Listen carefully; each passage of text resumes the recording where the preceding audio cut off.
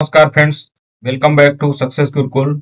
जहां हम आज करने वाले हैं प्राचीन भारत इतिहास से संबंधित तो वेरी इंपॉर्टेंट टॉपिकों को। तो आज के जो दो महत्वपूर्ण टॉपिक हैं वो संबंधित है हड़प्पा सभ्यता से और दूसरा टॉपिक है वैदिक सभ्यता से।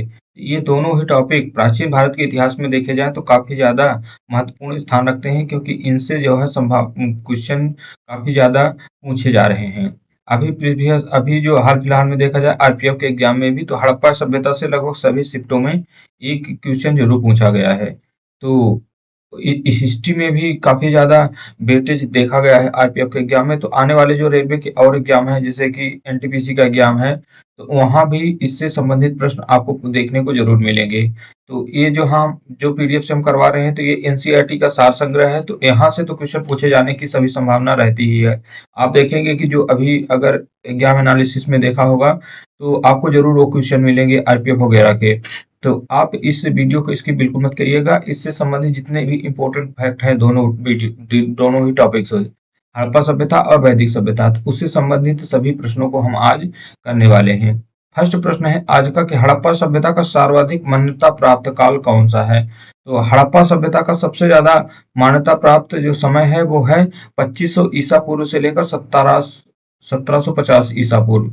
2500 ईसा पूर्व से लेकर 1750 का ईसा पूर्व का जो समय है यही सबसे ज्यादा एथेंटिक माना जाता है, क्योंकि कार्बन डेटिंग जो पद्धति है उससे निकाला गया समय है और एनसीईआरटी भी जो बुक है वो भी इसी समय काल को मानती है।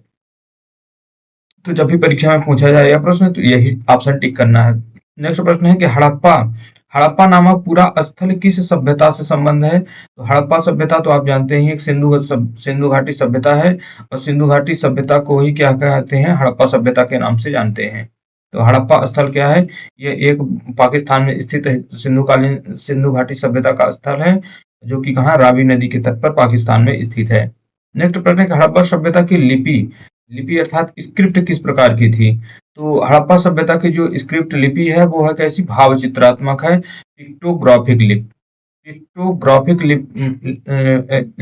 पिक्टोग्राफिक जो प्रकार की लिपि है हड़प्पा सभ्यता काल में है। हड़प्पा सभ्यता की जानकारी का प्रमुख स्रोत क्या है। तो हड़प्पा सभ्यता से संबंधित जो भी जानकारी प्राप्त होती है वो कहाँ से प्राप्त होती है, वो प्राप्त होती है पुरातात्विक खुदाई के द्वारा। जो भी साक्ष्य हैं वो पुरातात्विक खुदाई के द्वारा प्राप्त किए गए हैं। हड़प्पा सभ्यता से संबंधित जो लिपि है उनकी भाव चित्रात्मक वो अभी तक पढ़ी नहीं जा चुकी है, और हड़प्पा से संबंधित कोई अभी तक साहित्यिक स्रोत या कि अभिलेखी साक्ष्य प्राप्त नहीं हुए हैं। अगला आता है कि मोहनजोदड़ो का शाब्दिक अर्थ क्या होता है। तो मोहनजोदड़ो शब्द का शाब्दिक अर्थ है मृतकों का टेला। मोहनजोदड़ो जो कि एक क्या है, ये हड़प्पा कालीन एक स्थल है जो कि पाकिस्तान में ही स्थित है, और ये जो है सिंधु नदी के तट पर स्थित एक स्थल है। अगला प्रश्न है कि सिंधु सभ्यता किससे संबंधित है। सिंधु सभ्यता का संबंध किससे है, ये प्रोटो हिस्टोरिक एज अर्थात आद्य ऐतिहासिक युग से संबंधित है। मूर्ति पूजा का आरंभ कब से माना जाता है। तो मूर्ति पूजा का आरंभ माना जाता है पूर्व आर्य काल से, अर्थात ये हड़प्पा सभ्यता से ही मूर्ति पूजा जो है वो प्रारंभ हो चुकी थी, ऐसे साक्ष्य प्राप्त होते हैं पुरातात्विक खुदाई के द्वारा। सिंधु वासियों ने पहली बार तांबे में टिन सिंधु वासियों ने पहली बार तांबे में टिन मिलाकर क्या है, कांसा तैयार किया। तांबे में टिन मिला दिया तो मिश्र धातु क्या बन गई, कांसा बन गई। इसलिए इसका एक अन्य नाम और भी मिलता है, इसको क्या बोलते हैं, कांस्य युगीन सभ्यता भी कहते हैं। हड़प्पा की समकालीन सभ्यता रंगपुर कहाँ स्थित है। हड़प्पा काल का एक स्थल है रंगपुर, जो कि कहाँ स्थित है, तो एक गुजरात के सौराष्ट्र में है। सौराष्ट्र गुजरात में स्थित है कौन, रंगपुर। हड़प्पा संस्कृति का वह स्थल कौन सा स्थल है जहां दुर्ग तथा निचला नगर अलग अलग प्राचीरों से घिरे हुए थे। कालीबंगा कालीबंगा एक स्थल है जो कि कहाँ है, ये राजस्थान में है। तो कालीबंगा नामक जाकर शहर है यहाँ जहाँ दुर्ग और जो निचला नगर हुआ करते थे दोनों ही क्या है, अलग अलग प्राचीरों से घिरे हुए पाए गए हैं। नेक्स्ट आता है प्रश्न कि मोहनजोदड़ो एवं हड़प्पा सभ्यता की पुरातात्विक खुदाई किसके द्वारा की गई थी। ये हड़प्पा और मोहनजोदड़ो की खुदाई की गई थी सर जॉन मार्शल के निर्देशन में। हड़प्पाकालीन स्थलों में अभी तक किस धातु की प्राप्ति नहीं हुई है? तो किसी भी हड़प्पाकालीन स्थल से जो है अभी तक आयरन लोहे की प्राप्ति नहीं होती है। लोहे की प्राप्ति होती है कब? ये होती है 10वीं शताब्दी में, जब ये बिहार के अतरंजी खेड़ा से प्राप्त होती है। तो ये होती है महाजनपद काल में। तो सिंधु घाटी के लोग किसकी पूजा करते थे? तो सिंधु घाटी सभ्यता के लोग पूजा करते थे किसकी? मातृ देवी की, क्योंकि मातृ देवी की जो है मूर्ति हड़प्पा काल में प्राप्त हुई है। उत्खनित प्रमाणों के अनुसार उत्खनित प्रमाणों के अनुसार सिंधु सभ्यता का स्थल बनावली, सिंधु सभ्यता का स्थल कौन सा है? बनावली, जो कि कहाँ है? हरियाणा में है। और घग्गर और उसकी सहायक नदियों के घाटियों में स्थित है। उत्खनित प्रमाणों के अनुसार सिंधु घाटी सभ्यता का स्थल बनावली कहाँ है? हरियाणा में है। तो बनावली हरियाणा में है और ये घग्गर एवं उसकी सहायक नदी घाटियों में स्थित था। धौलावीरा धौलावीरा नामक पुरातात्विक स्थल किस राज्य में स्थित है? तो धौलावीरा स्थित है गुजरात में। और यह जो धौलावीरा है एक उस टाइम का क्या है? बंदरगाह हुआ करता था। नेक्स्ट है हड़प्पा संस्कृति के संदर्भ में शैलकृत स्थापत्य के प्रमाण। शैलकृत स्थापत्य के प्रमाण कहाँ से प्राप्त हुए हैं? शैलकृत स्थापत्य के प्रमाण प्राप्त होते हैं गुजरात स्थित धौलावीरा से। तो धौलावीरा कहाँ है? गुजरात में है। और गुजरात धौलावीरा से प्राप्त किया हुआ है शैलकृत स्थापत्य के प्रमाण प्राप्त हुए हैं। अब आते हैं नेक्स्ट प्रश्न की ओर। हड़प्पाकालीन हड़प्पाकालीन मुहरों का सर्वाधिक प्रचलित आकार कैसा है? तो हड़प्पा काल क्या है? विभिन्न प्रकार की जो है मुद्राएं मुहरें प्राप्त हुई हैं। उनमें से जो सबसे ज्यादा प्रकार पाए गए हैं वो आकार है वर्गाकार। हड़प्पा संस्कृत की मुहरों पर घोड़े का अंकन नहीं हुआ है। हड़प्पा संस्कृत की मुहरों पर घोड़े का अंकन नहीं किया हुआ है। अगला प्रश्न है कि आधुनिक देवनागरी लिपि का प्राचीन रूप क्या है? आधुनिक देवनागरी लिपि का जो प्राचीन रूप है वो ब्राह्मी लिपि है। विश्व में सबसे पहले कपास की खेती का आरंभ कहाँ से प्रारंभ हुआ है? तो विश्व में सबसे पहले कपास की खेती आरंभ होती है भारत में। अब भारत में भी कहाँ? मेहरगढ़ से। सैंधव सभ्यता की समकालीन मिस्र की सभ्यता। सैंधवकालीन सभ्यता कौन है? मिस्र की सभ्यता, जो कि कहाँ? नील नदी के तट पर विकसित हुई थी। तो ये प्रश्न पूछा जा सकता है कि पूछा भी गया है कई बार परीक्षाओं में कि जो सैंधव सभ्यता है उसके समकालीन दूसरी सभ्यता कौन सी थी? तो वो थी मिस्र की सभ्यता, जो कि मिस्र देश में विकसित हुई और यह नील नदी के तट पर विकसित हुई। सिंधु घाटी सभ्यता से संबंधित वृषभ मुद्रा किस पुरातात्विक स्थल से प्राप्त हुई है? वृषभ मुद्रा प्राप्त हुई है मोहनजोदड़ो से। मृड़ पट्टिका पर उत्कीर्ण सींग युक्त देवता की मुहर कहाँ से प्राप्त हुई है? मृड़ पट्टिका पर उत्कीर्ण सींग युक्त देवता की मुहर प्राप्त हुई है कालीबंगा से। नेक्स्ट आते हैं लेखन कला की प्रणाली विकसित करने वाली प्रथम प्राचीन सभ्यता सुमेरियन सभ्यता थी। लेखन कला की प्रणाली विकसित करने वाली विश्व की प्रथम सभ्यता कौन सी है? तो वो है सुमेरियन सभ्यता। सिंधु घाटी सभ्यता गैर आर्य सभ्यता थी, क्योंकि यह जो है नगरी सभ्यता थी। सिंधु सभ्यता कैसी थी? यह एक नगरी सभ्यता थी, जबकि आर्य जो सभ्यता है वो कृषि पर आधारित थी और यह क्या थी? ग्रामीण सभ्यता थी। घाटी सभ्यता को आर्यों से पूर्व की सभ्यता रखे जाने का महत्वपूर्ण कारक क्या है? इसमें जो पाए गए मृदभांड हैं। भारत में किस प्रकार के मृदभांड द्वितीय नगरीकरण के प्रभाव के प्रतीक माने जाते हैं? भारत में द्वितीय नगरीकरण के प्रारंभ के प्रतीक माने जाते हैं वो हैं उत्तरी काले पॉलिशकृत मृदभांड। उत्तरी काले पॉलिशकृत मृदभांड जो हैं भारत में द्वितीय नगरीकरण के प्रारंभ के प्रतीक माने जाते हैं। भारत में चांदी की उपलब्धता के प्राचीनतम साक्ष्य किस सभ्यता से मिले हैं? तो चांदी की उपलब्धता के साक्ष्य प्राप्त हुए हैं हड़प्पा सभ्यता से। मुद्राओं के निर्माण में मुख्यतः किस प्रकार का उपयोग किया गया है? तो मुद्राओं के निर्माण के लिए प्रयोग किया गया पदार्थ है सेल खड़ी। सेल खड़ी का प्रयोग किसमें होता था? मुद्राओं के निर्माण में।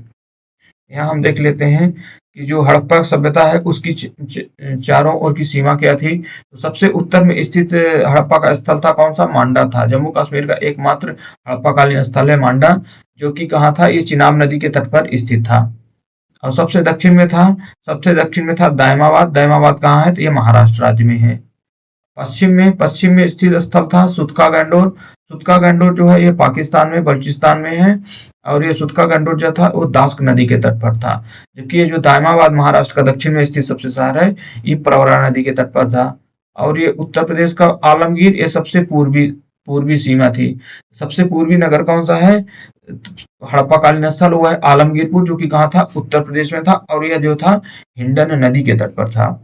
तो चारों स्थलों के नाम याद रखना है। सबसे उत्तर में मांडा चिनाब नदी के तट पर जम्मू कश्मीर में, सबसे दक्षिण में दायमाबाद महाराष्ट्र में प्रवरा नदी के तट पर, सबसे पश्चिम में सुतका गंडोर दास्क नदी के तट पर पाकिस्तान में, और सबसे पूर्व में था आलमगीरपुर उत्तर प्रदेश हिंडन नदी के तट पर। लोथल को लघु हड़प्पा लोथल को लघु हड़प्पा या लघु मोहनजोदड़ो भी कहा जाता है। एक क्वेश्चन पूछा जा सकता है कि किस हड़प्पाकालीन स्थल को लघु हड़प्पा और लघु मोहनजोदड़ो के नाम से जाना जाता है? वो है लोथल। इसके पूर्वी भाग में एक क्या था? गोदीवाड़ा। अर्थात जो लोथल है यह एक बंदरगाह स्थल है। गोदीवाड़ा का मतलब होता है बंदरगाह। अब यहाँ हम देखेंगे हड़प्पाकालीन स्थल और उनसे इंपोर्टेंट फैक्ट। पहला हड़प्पाकालीन स्थल आता है कौन सा? हड़प्पा आ जाता है। हड़प्पा कहाँ स्थित है? तो ये मोंटगोमरी जिला, जो कि पाकिस्तान में है, ये पाकिस्तान का हड़प्पाकालीन स्थल है, और इसकी जो खोज हुई थी वर्ष 1921 में हुई थी, और ये रावी नदी के तट पर स्थित है। और इसके जो उत्खननकर्ता हैं, हड़प्पा के उत्खननकर्ता कौन है? तो है राय बहादुर दयाराम। राय बहादुर दयाराम साहनी हड़प्पा स्थल के उत्खनन करता है। बाकी भी है, व्हीलर है, माधव स्वरूप वत्स हैं, लेकिन आप एक नाम याद रखिएगा, राय बहादुर दयाराम साहनी। इससे जो साक्ष्य प्रमुख प्राप्त हुए हैं, प्रमुख साक्ष्यों में इससे अन्न भंडार प्राप्त हुए हैं, सबसे इंपॉर्टेंट ये है। दूसरा है मछुआरों का चित्र। मछुआरों का चित्र भी कहाँ से प्राप्त हुआ है? हड़प्पा से प्राप्त हुआ है। और एक है कांस्य दर्पण। कांस्य दर्पण की प्राप्ति भी हड़प्पा से होती है। इसके अलावा जो कांसे से निर्मित खिलौना गाड़ी है, वो भी हड़प्पा से प्राप्त हुई है।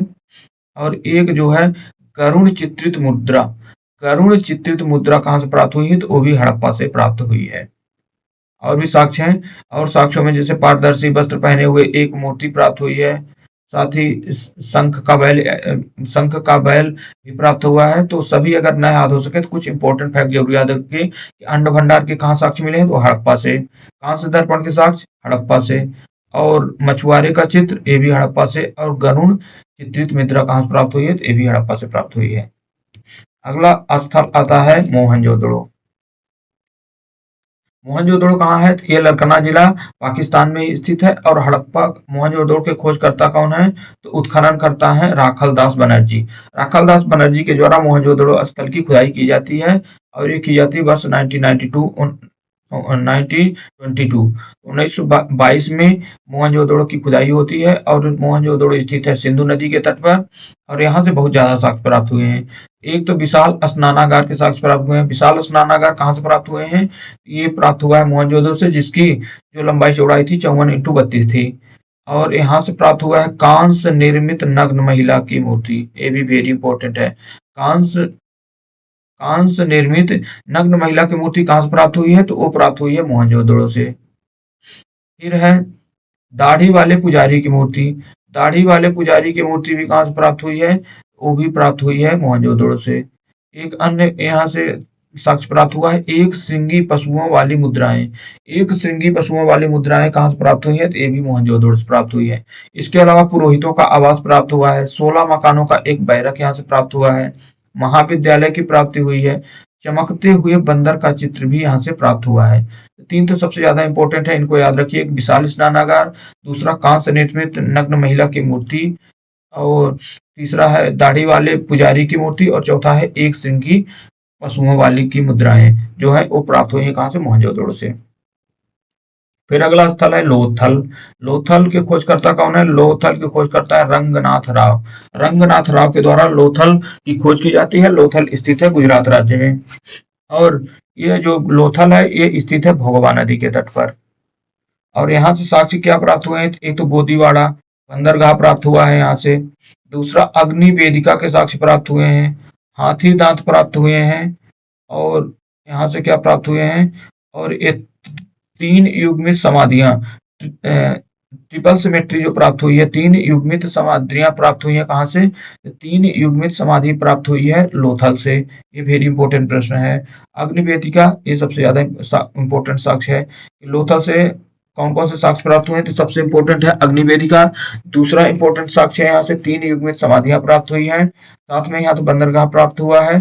इसके अलावा भी आप यहाँ से इस चालाक लोमड़ी जो पंचतंत्र की विष्णु शर्मा की पंचतंत्र में वर्णित है, उस चालाक लोमड़ी का भी चिन्ह यहीं से प्राप्त हुआ है। चावल बाजरे और राक्षस का अंकन भी यहाँ से प्राप्त होता है। घोड़े की मृण मूर्ति यहाँ से मिली हुई है। और फारस की मुहर, घोड़े की मृण मूर्ति, फारस की मुहर प्राप्त हुई है। चावल व बाजरे के 2 मुहे राक्षस का अंकन है। और वृत्ताकार व चौकोर क्या है? अग्निवेदिका प्राप्त हुई है। तो इतने सारे साक्ष्य कहाँ से प्राप्त हुए हैं? लोथल गुजरात से प्राप्त हुए। फिर आता है चन्हूदड़ो। चन्हूदड़ो कहाँ है? सिंध पाकिस्तान में स्थित है। और ये जो है इसकी खोज करता है अनरेस्ट मैके और मजूमदार। तो अनरेस्ट मैके का नाम याद रखिए, ज्यादा इंपॉर्टेंट है। और मजूमदार का भी नाम याद रखना पड़ेगा। एनजी मजूमदार और अनरेस्ट मैके के द्वारा चन्हूदड़ो की खोज हुई। और ये स्थित है सिंध में। समय ज्यादा इंपॉर्टेंट इसका नहीं है। चंद्रदड़ू से सबसे इंपॉर्टेंट साक्ष्य मिला है मनके बनाने का कारखाना। मनके बनाने का कारखाना कहां से प्राप्त हुआ है? चन्हूदड़ो से। और जो ये सौंदर्य प्रसाधन की सामग्रियां हैं वो भी सब चन्हूदड़ो से प्राप्त हुई है। जैसे लिपस्टिक हो गया और काजल हो गया, पाउडर हो गया। तो ये सभी जो सौंदर्य प्रसाधन वाली चीजें हैं वो सब इसी से प्राप्त हुई हैं। कांस्य गाड़ी, वक्राकार ईंट, 3 घड़ियालों तथा 2 मछलियों के चित्रों का अंकन, बिल्ली का पीछा करते हुए कुत्ते का साक्ष्य। बिल्ली का पीछा करते हुए कुत्ते का साक्ष्य कहाँ से मिला है? वो भी चन्हूदड़ो से मिला है। और है यहाँ से वक्राकार ईंटें प्राप्त हुई हैं। इतने सारे साक्ष्य कहाँ से मिलते हैं? चन्हूदड़ो से। एक बार फिर से रिपीट करते हैं कि मनके बनाने का कारखाना सबसे ज्यादा इंपॉर्टेंट है, ये प्रश्न पूछा जाएगा। मनके बनाने का कारखाना प्राप्त हुआ है चन्हूदड़ो से। लिपस्टिक, काजल, पाउडर सब कहाँ से प्राप्त हुआ है? तो ये भी चन्हूदड़ो से। वक्राकार ईंटें कहाँ से मिली हैं? वक्राकार ईंटें प्राप्त हुई हैं चन्हूदड़ो से। बिल्ली का पीछे करते हुए कुत्ते का साक्ष्य, 3 घड़ियालों तथा 2 मछलियों के अंकन वाली मुद्रा कहाँ से मिली है? ये भी मिली है चन्हूदड़ो से। फिर आता है कालीगढ़, कालीबंगा। कालीबंगा स्थित है राजस्थान के हनुमानगढ़ जिला में। इसके खोज करता है अमलानंद घोष। अमलानंद घोष और बी के थापर। प्रजल एक ही नाम याद रखिए, अमलानंद घोष, ये ज्यादा इंपॉर्टेंट है। और कालीबंगा स्थित है घग्गर नदी के तट पर। कालीबंगा से प्राप्त हुए हैं जुते हुए खेतों के साक्ष्य, भूकंप के साक्ष्य, अग्नि हवन कुंड के साक्ष्य, चूड़ियां भी यहाँ से प्राप्त हुई हैं कालीबंगा से। एक साथ फसल बोने की साक्ष्य यहाँ मिले हैं। और लकड़ी की नाली। इतने सारे साक्ष्य प्राप्त यहाँ से होते हैं। लेकिन जो जितने इंपॉर्टेंट है उनको याद रखिए। तो जुते हुए खेत के साक्ष्य सबसे ज्यादा इंपॉर्टेंट। दूसरा है अग्नि हवन और चूड़ियां। अग्नि हवन कुंड कहाँ से मिला है? तो कालीबंगा से मिला है। और एक इंपॉर्टेंट फैक्ट ये भी है भूकंप के साक्ष्य। भूकंप के साक्ष्य कहाँ से प्राप्त होते हैं? तो भूकंप के साक्ष्य प्राप्त हुए हैं कालीबंगा से। और अलंकृत ईंटें प्राप्त हुई हैं कालीबंगा से। एक साथ फसल बोने के साक्ष्य और लकड़ी की नाली भी कालीबंगा से प्राप्त हुई है। अब आते हैं अगले स्थल की ओर। अगला स्थल है राखी गढ़ी। राखी गढ़ी कहाँ स्थित है? तो राखी गढ़ी स्थित है हरियाणा में। राखी गढ़ी के खोजकर्ता का नाम सूरज भान। सूरज भान जो है राखी गढ़ी उत्खनन करता है। ये भी घग्गर नदी के तट पर स्थित है। और यहाँ से प्राप्त हुआ है ताम्र उपकरण और हड़प्पा लिपि से युक्त मुद्रा प्राप्त हुई है राखी गढ़ी से। कोट दीजी अगला स्थल आता है कोट दीजी। कोट दीजी कहाँ है? पाकिस्तान में स्थित है। और इसकी खोज करता है धुर्रिये और फजल अहमद। तो धुर्रिये का नाम याद रखिए। कोट दीजी किस नदी के तट पर है? तो यह है सिंधु नदी के तट पर। कोट दीजी से क्या प्राप्त हुए हैं? तो कोट दीजी से किलेबंदी का साक्ष्य नहीं है। कच्चे ईंटों के मकान प्राप्त हुए हैं। कच्चे ईंटों के मकान कहाँ से प्राप्त हो रहे हैं? तो हो रहे हैं कोट एदीची पाकिस्तान से। फिर आता है बनावली। बनावली कहाँ स्थित है? बनावली स्थित है हरियाणा में। अब बनावली के खोजकर्ता आर.एस. बिष्ट। आर.एस. बिष्ट, रविंद्र सिंह बिष्ट जो है बनावली के खोजकर्ता हैं।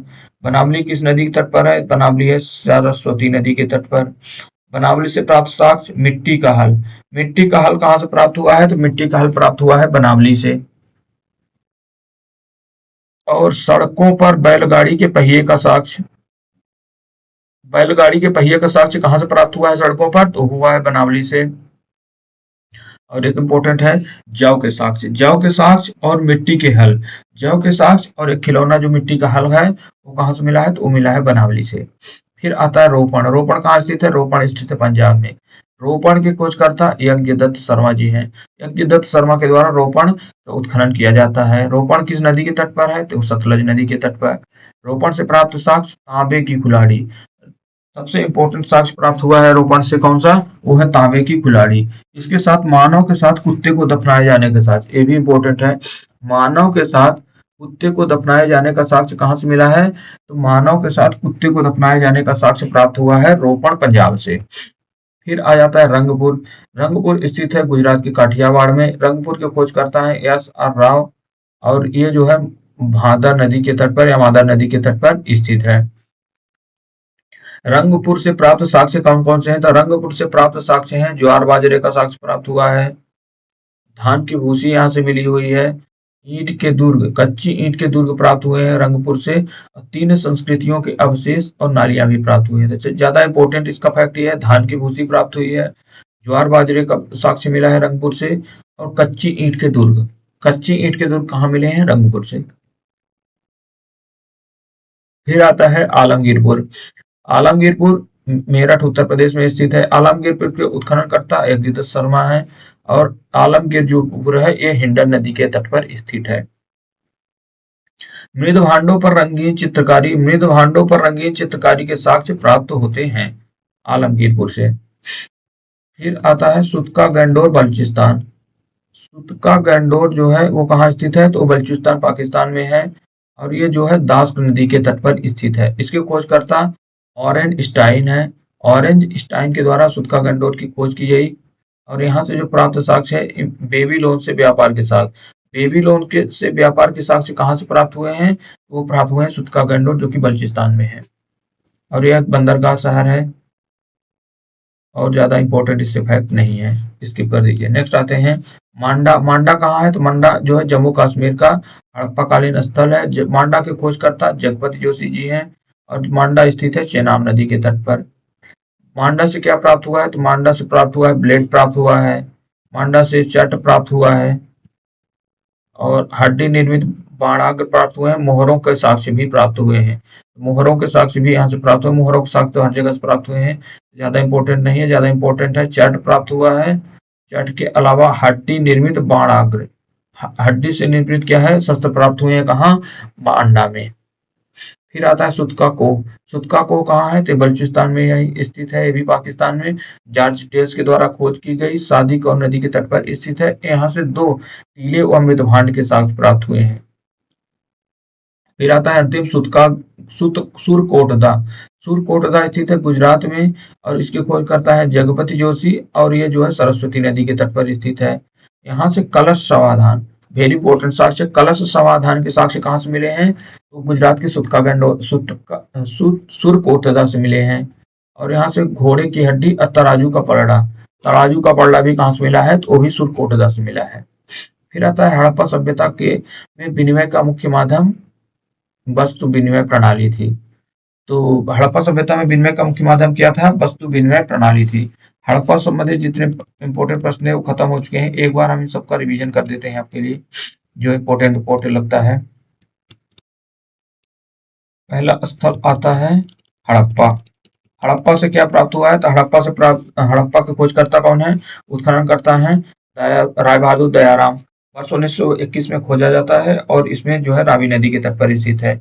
यहाँ से हड़प्पा से प्राप्त हुए हैं अन्न भंडार प्राप्त हुए हैं, कांस्य दर्पण की प्राप्त हुआ है, गरुड़ चित्रित मुद्रा प्राप्त हुई है, कांसे से निर्मित खिलौना गाड़ी और मछुआरों का चित्र यहाँ से प्राप्त हुआ है। फिर आता है मोहनजोदड़ो। मोहनजोदड़ो को उत्खनन करता दयाराम, नहीं सॉरी, राखल दास बनर्जी हैं और ये 1922 में खोजा गया, सिंधु नदी के तट पर स्थित है।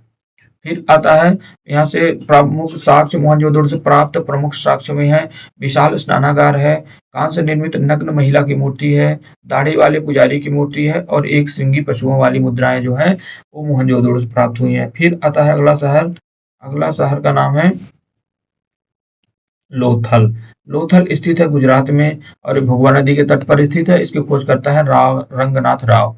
यहाँ से प्राप्त हुआ है, बंदरगाह प्राप्त हुआ है, अग्निवेदिका प्राप्त हुई है यहाँ से, और हाथी के दांत प्राप्त हुए हैं यहाँ से। वेरी इंपॉर्टेंट है, हाथी के दांत कहाँ से प्राप्त हुए हैं? लोथल से। ट्रिपल युग, 3 युग में समाधियां प्राप्त हुई हैं। घोड़े की मृण मूर्ति भी यहाँ से प्राप्त हुई है।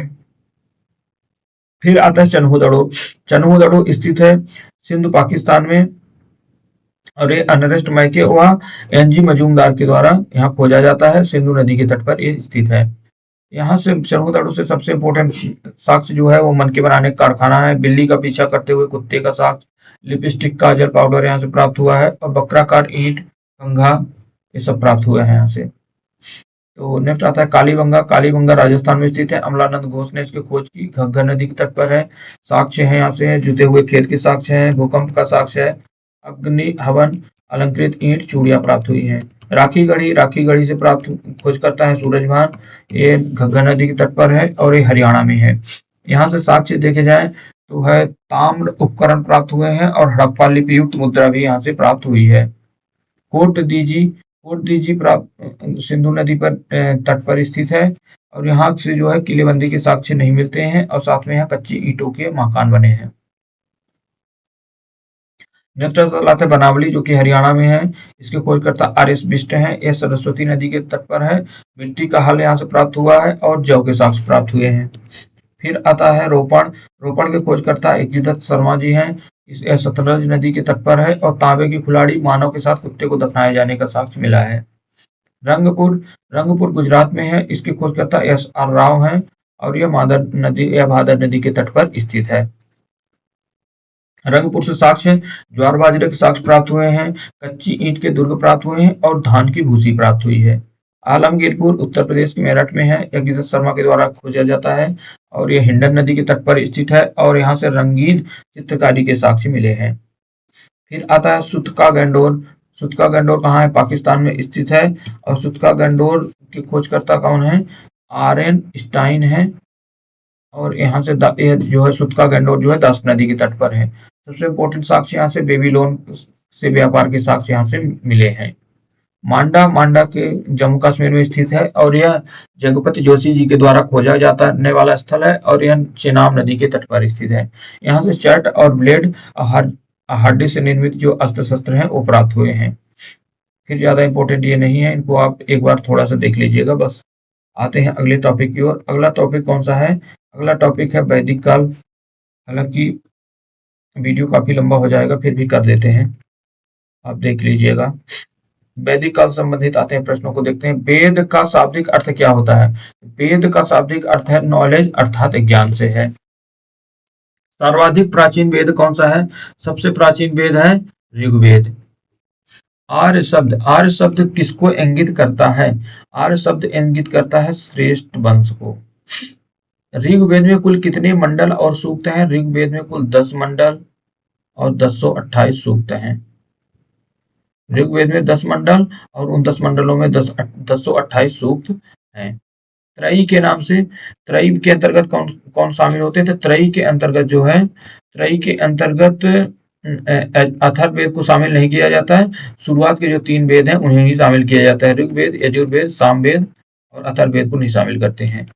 त्रयी के नाम से किसके लिए प्रयोग किया जाता है? तो 3 वेदों के लिए त्रयी शब्द प्रयोग होता है। उसमें से ऋग्वेद, सामवेद और यजुर्वेद शामिल होते हैं। अथर्ववेद इसमें शामिल नहीं है। यज्ञ संबंधी विधि विधानों की जानकारी कहाँ से मिलती है? यज्ञ संबंधी विधि विधानों की जानकारी का स्रोत क्या है? यजुर्वेद। यजुर्वेद में यज्ञ संबंधी विधि विधानों की जानकारी प्राप्त होती है। फिर आता है 4 वेदों में से किस एक में जादुई माया और वशीकरण का वर्णन है? तो ये जो जादुई माया वशीकरण से संबंधित वेद है वो है अथर्ववेद।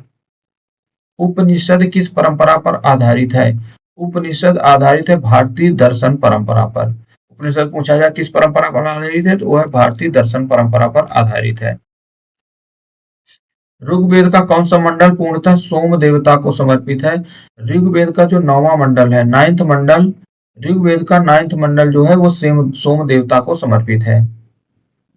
अध्यात्म ज्ञान से संबंधित नचिकेता और यम का संवाद किस उपनिषद से प्राप्त होता है? तो यम और नचिकेता का जो संवाद है वो प्राप्त होता है कठोपनिषद से। कठोपनिषद में यम और नचिकेता के मध्य संवाद का वर्णन है। उपनिषद काल के राजा अश्वपति, उपनिषद काल के जो राजा अश्वपति हैं वो किस स्थान के शासक थे? तो अश्वपति शासक थे कैकेयी राज्य के। मोक्ष प्राप्ति के साधन की चर्चा किस वैदिक साहित्य में की गई है?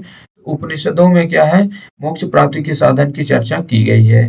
वैदिक नदी अस्किनी की पहचान किस नदी के रूप में की गई है? अस्किनी की पहचान की गई है चिनाब में। चिनाब को ही पहले क्या है? वैदिक काल में अस्किनी के नाम से जाना जाता था। आरंभिक वैदिक साहित्य में सर्वाधिक बार वर्णित नदी कौन सी है? तो सबसे ज्यादा बार वर्णित नदी है कौन सी? वो है सिंधु। गंगा का वर्णन तो सिर्फ एक बार हुआ है, जबकि यमुना का वर्णन 2 बार हुआ है। तो सबसे ज्यादा बार वर्णित नदी कौन सी है? तो वो है सिंधु नदी। फिर आते हैं नेक्स्ट प्रश्न की ओर। वैदिक काल में प्रयुक्त किए जाने वाले प्रमुख शब्दों के बारे में देख लेते हैं।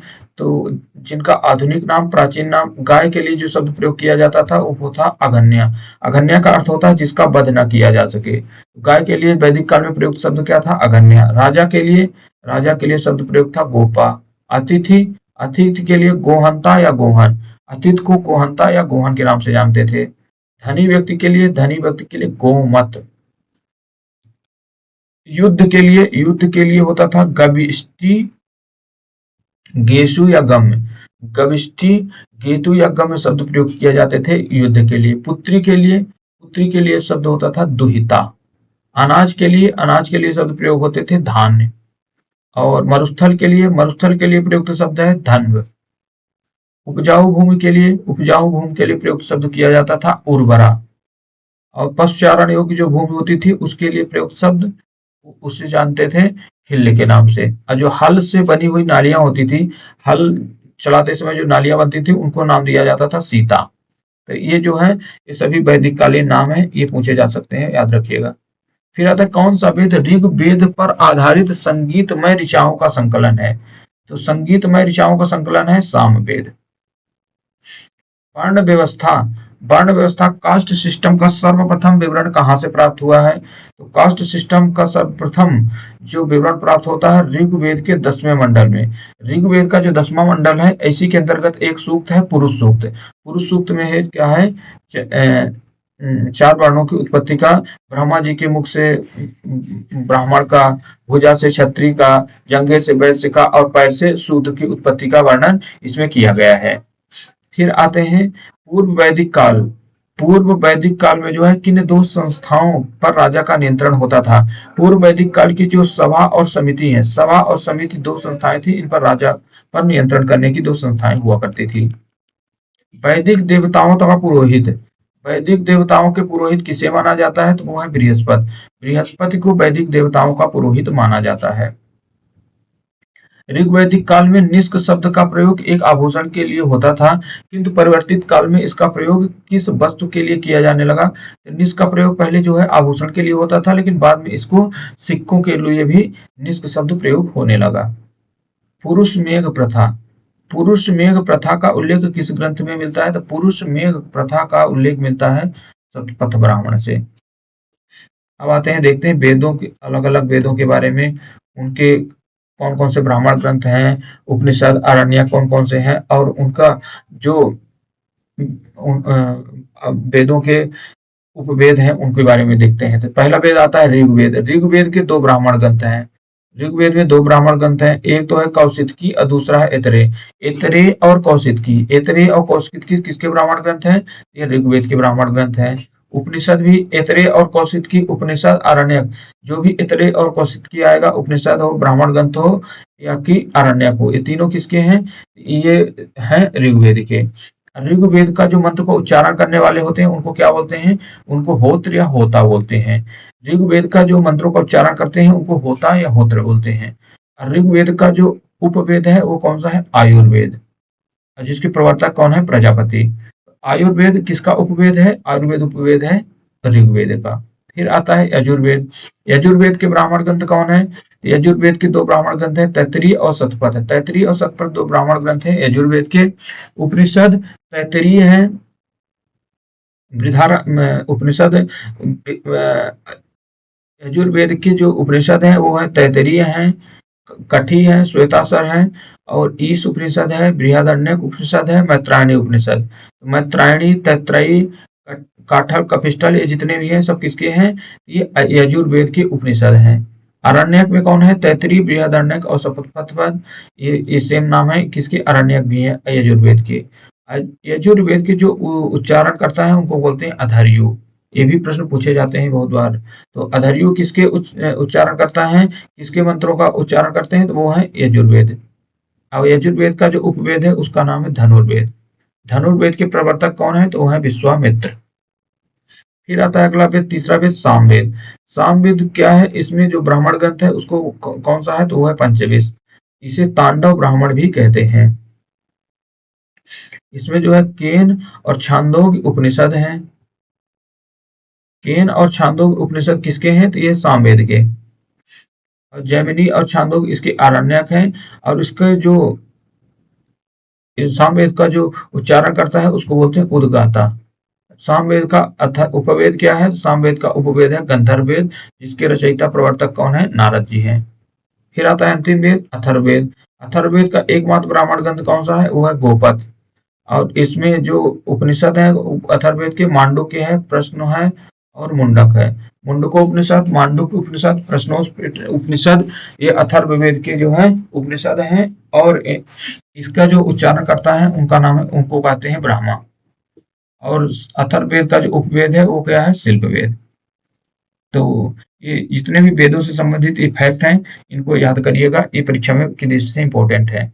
पारसियों के ग्रंथ जिंद अवेस्ता में जिसे अहुर मजदा का वर्णन मिलता है वो क्या था? असुरों का देवता है। तो ये जिंद अवेस्ता जो है ये किसका ग्रंथ है? ये इंपॉर्टेंट फैक्ट है, ये पारसियों का एक धार्मिक ग्रंथ है। अब आते हैं अभी और वैदिक काल संबंधित प्रश्न हैं। ईरान से भारत में आर्यों की सूचना देने वाला अभिलेख। ईरान से भारत आने वाले आर्यों की सूचना देता है कौन? बोगज कोई अभिलेख, जो कि कहाँ है? ये ईरान में स्थित है। एशिया माइनर का अभिलेख भी इसे कहा जाता है। उत्तर वैदिक काल में किस क्षेत्र में आर्य संस्कृत की धुरी समझा जाता था? अंग और मगध जो राज्य है उत्तर वैदिक काल में, इन्हें आर्य संस्कृति का धुरी समझा जाता था। गोत्र गोत्र शब्द का प्रयोग सर्वप्रथम किस काल में हुआ? गोत्र शब्द का सर्वप्रथम प्रयोग होता है ऋग्वैदिक काल में। ऋग्वैदिक संहिता में दूसरे से सातवें मंडल तक सर्वाधिक प्राचीन माने जाते हैं, जिनको क्या बोलते हैं? गोत्र मंडल कहते हैं।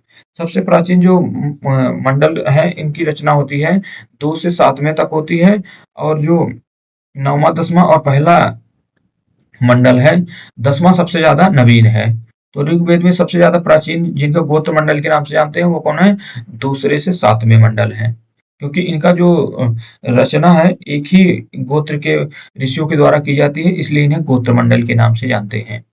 ऋग्वैदिक काल में जनता का विश्वास किसमें था? तो ऋग्वैदिक काल में जनता का विश्वास था बलि और कर्मकांड में। जनता का विश्वास बलि एवं कर्मकांड में हुआ करता था। प्रसिद्ध दशराज्य युद्ध किस नदी के तट पर लड़ा गया? प्रसिद्ध दशराज्य युद्ध लड़ा जाता है परूषणी अर्थात रावी नदी के तट पर। दशराज्य युद्ध का वर्णन कहाँ किया गया है? तो दशराज्य युद्ध का वर्णन मिलता है ऋग्वैदिक के 7वें मंडल में। इंपॉर्टेंट प्रश्न है, पूछा जा सकता है दशराज्य युद्ध का वर्णन कहाँ है? ऋग्वेद के 7वें मंडल में है। और दशराज्य युद्ध किस नदी के तट पर लड़ा गया? परूषणी रावी नदी के तट पर। आर्यों की जीविकोपार्जन का मुख्य स्रोत क्या था? आर्यों की जीविकोपार्जन का मुख्य स्रोत था कृषि एवं पशुपालन। ऋग्वेद में उल्लेखित एयव शब्द, ऋग्वेद में जो उल्लेखित शब्द एयव है, इस कौन सा कृषि उत्पाद के लिए प्रयुक्त होता था? जौ के लिए शब्द प्रयोग किया जाता था एयव। वैदिक युग में प्रचलित लोकप्रिय शासन प्रणाली, वैदिक युग में प्रचलित शासन प्रणाली कौन सी है? तो वो है वंशानुगत राजतंत्र प्रणाली। आयुर्वेद अर्थात जीवन का विज्ञान, आयुर्वेद अर्थात जीवन का विज्ञान का उल्लेख सर्वप्रथम किस वेद में मिलता है?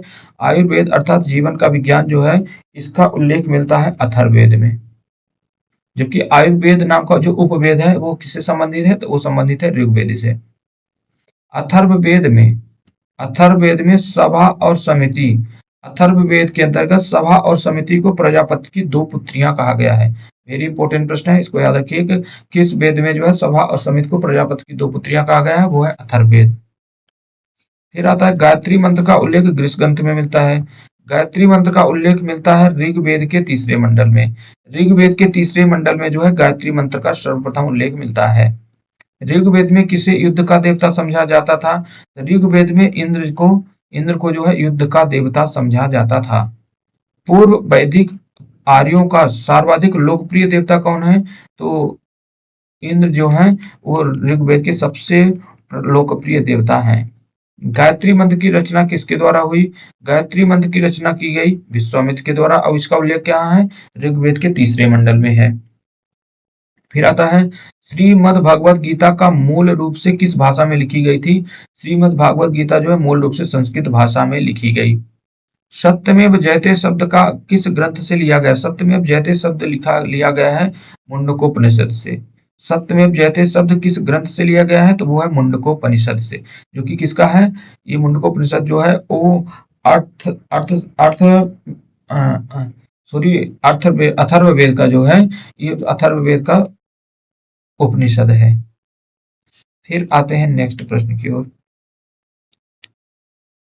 यहाँ ऋग्वैदिक कालीन नदियां हैं और उन नदियों के जो है आधुनिक नाम दिए गए हैं। तो वितस्ता जो है, वितस्ता किसका नाम हुआ करता था पहले? प्राचीन नाम ये था झेलम नदी का। विपाशा, विपाशा व्यास नदी का। और घग्गर नदी का दृश्यधती या दृश्यधती जो है, ये घग्गर का नाम था। क्रुभु, क्रुभु और कुंभा, ये दोनों अफगानिस्तान की नदियां हैं। क्रुभु को वर्तमान में कुर्रम और कुंभा को काबुल के नाम से जाना जाता है। सदानीरा, सदानीरा को वर्तमान में गंडक के नाम से जाना जाता है। अस्किनी, अस्किनी है चेनाब। सतुद्री, सतलज। कोमल, गोमती। सिंधु, सिंध। सरस्वती, सरस्वती घग्गर। सुषोमा, सुषोमा को वर्तमान नाम में सोहन नदी है। सुवास्तु, सुवास्तु कौन सी है? सुवास्तु है स्वात नदी। ऋग्वेद की मूल लिपि क्या थी? ऋग्वेद की जो मूल लिपि है वो क्या है? ब्राह्मी लिपि। जीविकोपार्जन हेतु वेदांग पढ़ाने वाले अध्यापक क्या कहलाते थे? तो जीविकोपार्जन के लिए जो वेदांग पढ़ाते थे उनको कहा जाता था उपाध्याय। राजा की उत्पत्ति का सिद्धांत किस ब्राह्मण ग्रंथ से प्राप्त होता है? राजा की उत्पत्ति का सिद्धांत प्राप्त होता है ऐतरेय ब्राह्मण से, और ऐतरेय ब्राह्मण जो है ये किसका ब्राह्मण ग्रंथ है? ये है ऋग्वेद का ब्राह्मण ग्रंथ है। शुल्ब सूत्र किस विषय से संबंधित है? शुल्ब सूत्र से जो है ये संबंधित है ज्यामितीय से। अस्तोमा सदगमय, अस्तोमा सदगमय वाक्यांश कहाँ से लिया गया है? अस्तोमा सदगमय वाक्यांश लिया गया है बृहद आरण्यक उपनिषद से। चरक संहिता नामक पुस्तक किस विषय से संबंधित है? चरक संहिता नामक पुस्तक संबंधित है चिकित्सा से। याज्ञवल्क गार्गी संवाद का उल्लेख, याज्ञवल्क और गार्गी संवाद का उल्लेख मिलता है बृहद आरण्यक उपनिषद से। तो याज्ञवल्क और गार्गी संवाद का उल्लेख कहाँ? बृहदारण्यक उपनिषद से। अस्तोमा सद्गमय कहाँ से लिया गया? तो भी बृहदारण्यक उपनिषद से प्राप्त हुआ है। वैदिक काल में लंबे समय तक अविवाहित रहने वाली कन्या को क्या कहा गया? तो लंबे समय तक अविवाहित महिलाओं के लिए आमाजु शब्द। वैदिक काल में द्विज श्रेणी में कौन कौन शामिल थे? तो द्विज श्रेणी जो है वो ब्राह्मण, क्षत्रिय, वैश्य को शामिल किया गया है, जबकि शूद्र को द्विज के अंतर्गत शामिल नहीं किया गया है। ऋग्वेद में सरस्वती नदी को सबसे पवित्र बताया गया है। इसे नदीतमा, नदियों की माता की संज्ञा दी गई है। तो सबसे पवित्र नदी कौन सी है ऋग्वेद की? वो है सरस्वती नदी, जिसे नदीतमा और नदियों की माता की संज्ञा दी गई। जबकि सबसे ज्यादा उल्लेख किसका मिला है? तो सबसे ज्यादा उल्लेख जो ऋग्वेद में मिलता है वो मिलता है सिंधु नदी को। तो आज हमने दो बहुत बहुत इंपॉर्टेंट टॉपिकों को कवर किया है। एक तो हड़प्पा और दूसरा कौन सा था? ये वैदिक काल। तो उम्मीद करते हैं आपके लिए ये वीडियो वेरी इंपॉर्टेंट रहेगा। आगे भी हम इस तरह अब बड़ी-बड़ी क्लासेस लेकर आएँगे और आपको जल्दी से जल्दी पूरे जीएस का रिवीजन करवाने का प्रयास करेंगे। तो आज की क्लास में आप सभी को बहुत-बहुत धन्यवाद। आप लगातार ऐसे क्लास में बने रहें और हमारे चैनल को सब्सक्राइब करें, शेयर करें और लाइक कमेंट भी किया करें। तो आप सभी को बहुत-बहुत धन्यवाद। जय हिंद।